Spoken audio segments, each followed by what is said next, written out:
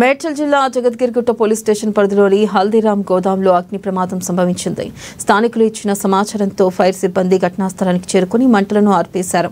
ఇక Papireddy Nagar road number 8లో సూర్య enterprises లో 3 గంటల సమయంలో పరిశ్రమ నుంచి మంటలు వచ్చాయని స్థానికులు తెలిపారు. ఇక షార్ట్ సర్క్యూట్ వల్ల అగ్ని ప్రమాదం సంభవించి ఉంటుందని అనుమానిస్తున్నారు. ఇక ఈ ప్రమాదంలో సుమారు 30 లక్షల రూపాయల నష్టం సంభవించి ఉంటుందని పరిశ్రమ నిర్వాహకులు అంచనా వేశారు.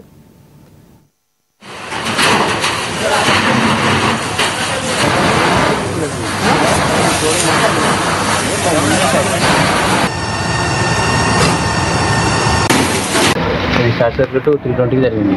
నాకు 325 కాల్ వచ్చింది. నాకు రాగానే ఫైర్ ఇంజిన్ ఫోన్ చేసిన మన పోలీసులు అందరూ వచ్చారు. 4:20కి స్టార్ట్ చేస్తే 6 వరకు కంప్లీట్. సుమారు ఎంత నష్టం జరుగుతుంది? 30 లక్షలు వస్తుంది. అసలు ఎట్లా జరిగింది అనుకుంటున్నాం? షార్ట్ సర్క్యూట్ జరిగింది. అన్న ఏమైనా ఇన్సూరెన్స్లు ఏమైనా ఉన్నాయా? ఇన్సూరెన్స్